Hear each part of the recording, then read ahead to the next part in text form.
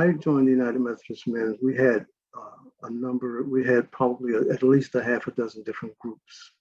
And I believe the origin of the groups was based on neighborhoods where the members lived.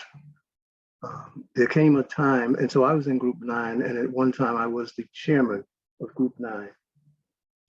But there came a time when, because of attrition, the groups got smaller and smaller, and it was more difficult for them to sustain themselves. And then also each month we would have the whole body, the parent organization, or members from all the organizations meet. And at one of those meetings, we decided we would merge into one. And that's how we are today, one body. And we tried to maintain some of the activities that, what you might call the signature activities of each group. For an example, one used to have a sweetheart ball, one used to have a prayer breakfast, one used to have a scholarship program. We've tried to maintain some of those activities. And, were you meeting in homes or were you meeting at the church? No, we would meet at church.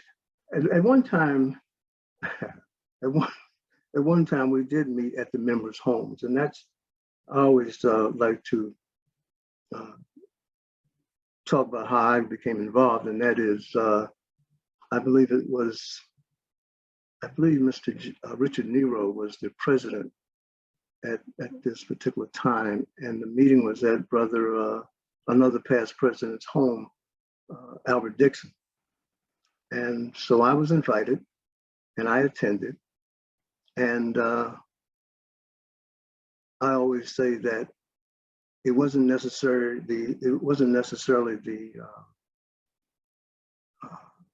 what transpired at the particular meeting in terms of the business and so forth and so on.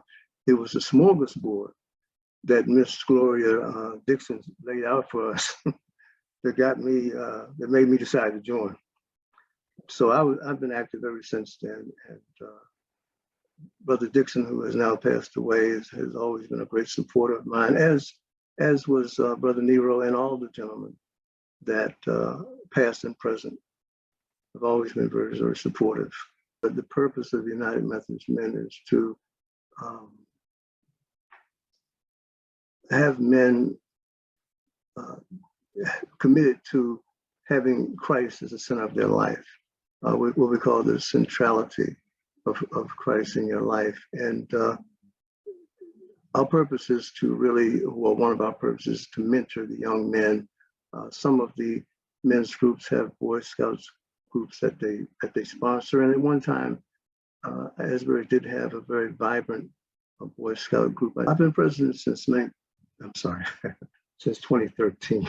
The most recent Men's Day at Asbury was a wonderful service. Your theme, Proponents of Social Justice. Where did that come from? Well, social justice right now is something that I think we all should be and probably are aware of when we look at the events of, well, that's something that's been a theme that has resonated forever.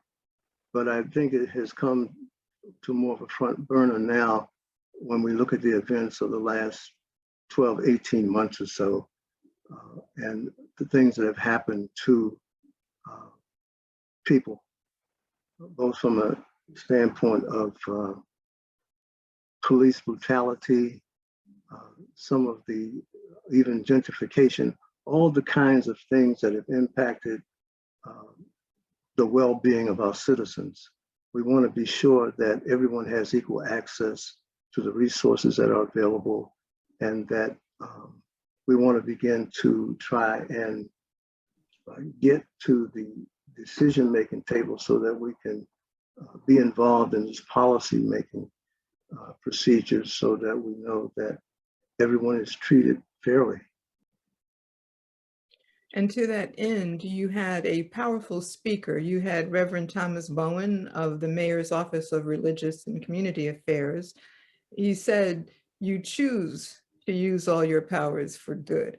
It's up to you to choose the type of man you want to be. Do you recall making that choice? Well, I think on a day-to-day basis, yes.